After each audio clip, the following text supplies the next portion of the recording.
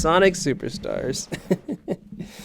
This is going to be an interesting video. Sonic Superstars, the game everyone hyped up thinking it was going to be amazing, revolutionary, and it turned out just to be alright. I know, I wanted Sonic to be back too because this game looked so great before it released, but it seems that you, me, and every single other Sonic fan in the world has the same thing. This game is painfully average. We're in this great tug of war of this game saying, hey, this game is really fun, and also, hey, this game actually has some poor design. And even though many people gave them their opinions, I kind of want to go deeper into why that is actually. There are a lot of small, intricate details in this game that people don't discuss, and I thought it'd be great to share my opinion on the little small things that make this game actually really good, and other things that make this game kind of poor. I first want to start off with the zones because they make or break any Sonic game. But quick pause, I want to say, yo, this intro of the game is so sick. I'm a sucker for these little intros, like the cartoon intros of all the Sonic games and whatever games there are out there. They get me so hooked, got me so hyped to play. I'd be rooting for Sonic so hard like I'm part of the game. I had to hype the boy up because Sonic's my childhood hero. I mean, I just based my whole personality on him for a couple of years, you know? Like literally, I took my 4th grade photo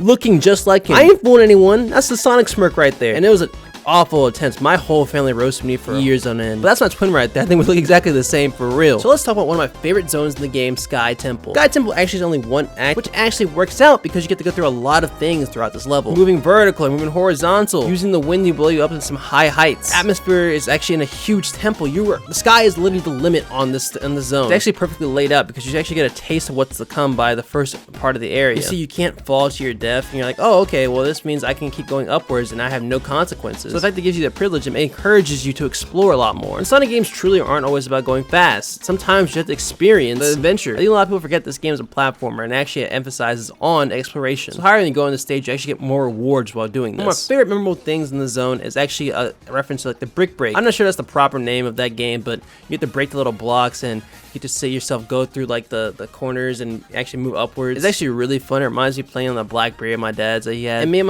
my friend JG5 actually played as Knuckles and Sonic. It helped out a lot because Knuckles can reach some heights while climbing, while Sonic was just best for obviously going fast. I want to talk about this a little more, but it's the atmosphere itself. I feel like you can make this level the way it is, but the atmosphere just really shows you the ruins. This how temple this is. Enemies that are given to you kind of show you like the most modern feel and also the old feel of the game. Even the boss battle actually was pretty solid. I know a lot of people don't love the boss battles, nor do I. This boss battle is actually pretty memorable. It reminds me of the Ludwig one back in the New Super Mario Bros. One of my favorite small details about the level is like the more closer you get to the boss, it gets a little darker and dustier. So it shows that it's like, hey, the atmosphere is really changing. You are about to get into the final battle, man. You're progressing. You're getting further. It's the real shit's about to happen. Love that. Mwah, kiss, love Sonic. So now I want to talk my favorite act in the entire game. Pinball Carnival Zone Act 2. Now, Pinball Carnival Zone is one of the casino-like zones. There are plenty of them in other games. Essentially how they work is to get you a bunch of rings by playing the little mini games like slots, like you're in a casino actually. And Pinball Carnival Zone is no different. You actually play a lot of fun ones in Act 1, and the satisfying sounds of hitting the bumpers, being able to flip the little tokens, it's so nice. But it only gets better during Act 2. During Act 2, it actually changes from the carnival theme to a more sinister night theme. And you can see Eggman's little statue in the back kind of get all creeped out. Even the enemies you fight, like little ghosts and stuff like that, it becomes way cooler. This game came out just before Halloween too. I mean this thing's pretty nice, but got a boo basket for my girlfriend, you know? I feel like something's about to jump out and scare me, and it's just a really cool atmosphere. You even have these little changing panels that go from the fire turn to blue and red to show that you are in danger area. Be careful when going around this. You continue the little carnival theme and casino theme by doing little mini games, and it's pretty fun because you continue the same carnival theme and going to the casino and doing your little mini games and earn these rings, and it actually forces you to slow down. I'm telling you, exploration in Sonic games is actually far underrated that people don't even think about, especially when it's executed well. And even the openings act, we get to ride on these little carnival rides. You get the zoom past, and it even has a little Sonic sound from Sonic Riders. I personally think it's a phenomenal intro to tell you, hey, we're kicking stuff out. It's such a nice intro to the act because it actually gives you an idea what the atmosphere is. You get to look in the background while just kind of paying attention to the, hey, I feel a little more uncomfortable. Even the background music of this act actually complements the first act very well. The zone actually only feels long if you're trying to get all these rings. And if you replay the game, you get supersonic. Hell yeah, it feels good about that. And sadly, I feel like the next few zones, Lagoon, Sandy, and Press, aren't really satisfying. Sandy Sanctuary is very outclassed by every single sand zone that's ever existed. Press Factory is nowhere near as cool as the Garden Press Factory back in Sonic Mania. And then we hit Golden Capital Zone, which actually is an amazing callback to the original games. This is one of the coolest parts of the game because this was originally concept art from the actual Sonic the Hedgehog Genesis games. You actually can see it's in a desert area because you can see the little palm trees. In addition, you can see the sun, which actually represents the desert. In addition, you can see a lot of stars that are shining onto it. And Sonic's about to run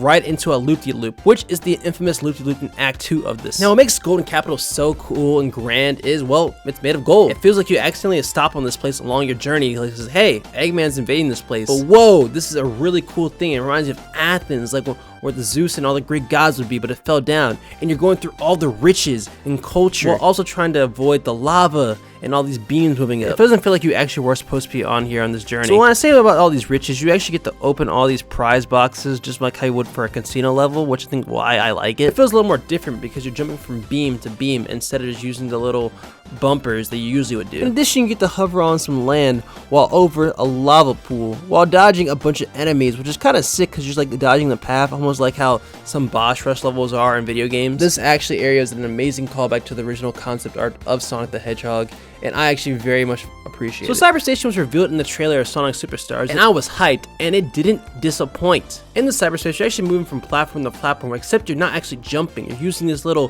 cyber link to actually transport from place to place. It's actually very similar to Sonic Mania. The atmosphere actually reminds me very much of Geometry Dash, or honestly like maybe Deltarune Chapter 2 even. But I enjoy both of those, so I'm not even complaining about it. You actually get to change into 2 different animals while doing these little mini sections where you do kind of a cool free roam area. You get to change into a mouse, which is kind of cool since you're linking up from different cyber links and jumping from place to place. But you also get to be a squid. The squids are actually very similar to Pac-Man's ghosts, but you're kind of free roaming and trying to dodge these little panels of electricity that can actually kill you at any second. And having this freeform movement isn't anything shy that Sonic 2D games actually done before. Moving freely in the cyberspace isn't a thing that's actually exists, you know? Like the episode in Fairly Odd Parents called Channel Surfers, where Timmy is going from channel to channel. You control your own destiny, and that's really, really fun. One of the last sections of the act is the rocket area, which actually reminds me very much of Geometry Dash, like I was saying. You get to move up and down, dodging all the enemies and trying not to run into the wall. I think this is actually one of the most creative acts they've ever had, honestly. This is the step that Sega needs to go to. Stages like this make me feel so fun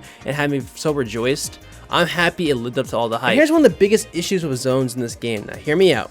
They're too repetitive. The gimmicks and all of the fun things you actually experience through these zones are nice, but it feels like I'm actually repeating the map over and over again. I feel like I'm hitting deja vu. And normally I can kind of tell if I'm progressing in the level, but when the background and stylistic art doesn't change, how can I tell where I am at the level? And I'm like, do I go backwards? Do I go forwards? There's been constant times where I think that, especially towards the end of the game. And a lot of this game, honestly, it feels like, hey, you could have cut it right here and this would have been great. And that can even transition into bosses. Bosses have some really unique ideas and also some fun concepts, like this cool little clown guy who, I'm kind of scared of clowns, I'm not gonna lie to you. Or even that Fang fight in the Golden Capital. They're fun, but you can't progress because, well, one, you can't hit your enemies. Bro, why is Blood always hiding in the background, bro? Fight me one-on-one. I want to give you some hands. That's what Sonic's all about. Sonic's about going head first. It's not about being calculative and being able to plan these next strategies. It's about going head first and fighting the challenge. That's it. That's what a Sonic game, that's what Sonic feels like to me. Even using the Emerald powers don't even help half the time. And you would think the final boss battle was no different, but it really is exactly the same. Now, I do think it actually has a little bit hard difficulty because you're supposed to survive a very long time because there's no rings you can pick up during this boss battle. But I'm hitting rockets back and forth at Eggman. Bro, I want to go Super Sonic and fight him head to head. That's what Eggman versus Sonic is always about. Fighting head to head while Super Sonic. I know you're supposed to collect all the emeralds and then you get rewarded for that, but it'd be still really cool if you actually can fight him head to head with the emeralds, you know? First phase of the act, none of the emerald powers actually really matter. I'm not going to slow down in time. I'm not going to turn in the water. All I'm going to do is just keep hitting these rockets back until phase 2 happens. And in phase 2, I can finally use the team attack and actually hit him and potentially kill him on my first shot. I'm not gonna lie, this battle actually took me about almost 2 hours to actually beat because I didn't think too hard. It was like almost like 1 a.m. Didn't think about the emeralds because emeralds are kind of forgettable in the game. When I finally thought about the next day, I was like, oh, well, this is actually a lot easier in phase 2. It was very underwhelming, really wasn't all that hard, and they could have made a more creative and more memorable final boss of this game. I gotta go deep into the bosses, but I feel like everyone kind of agrees that the concepts are good, the execution is bad. So here's one of the most interesting things about the OST. Everyone rather has the same opinion. Some tracks are, you know, pretty good, and some are just not memorable at all. And for a legacy like Sonic the Hedgehog, it kind of stinks that the catalog of music in this game is a bit poor, you know? And let me talk about multiplayer. Yo, I didn't get to play the 4-player multiplayer, like the big extravagant thing that, you know, was really based off. Very much like how like it was for Super Mario 3D World. Your boy also had to do 2-player, the co-op, and that was really fun. It kind of widens the screen very much like how Sonic Mania has it. That's one of the biggest perks of Sonic Mania comparison to the old 2D games. But having a wider screen just feels right. I know they're trying to get the same image for the 1-player for Sonic old school games. But let's be honest, the wider screen is just far better. You get to enjoy the view. You get to see things coming. You don't just die and get frustrated. All right, I just want to talk about some glitches real quick for the multiplayer stuff because, man, there were a lot of funny stuff. I'm not gonna lie. Okay, you clutch like that. I'm clutch like that. Where the fuck did we go? What just happened? Where did we go? I've never seen a Sonic game do that, and also have some really weird glitches when you phase out. But I guess they can work on that and get any better on that when they make a sequel to this game. But truthfully, right, my thoughts here and give a quick discussion is that Sonic is getting judged so quickly. Sonic is considered an underdog in my eyes. He's been competing with Mario and a couple other video game platformers for such a long time now, and Mario's left him way in the dust, so much that Mario doesn't even see him as a competition. But the thing is, for me and almost every other Sonic fan, is I feel like we keep going back to this guy because we know great things can happen. And we've seen it before, we're going to see it again, but I just love a good underdog story, you know? Can you really blame a guy for believing that, or is that just copium?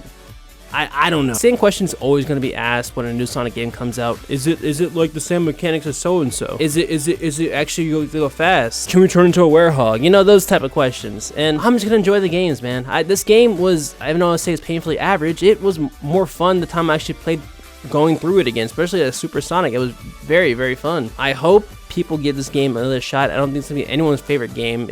I don't think it should, rather. But I think there are great things to come still.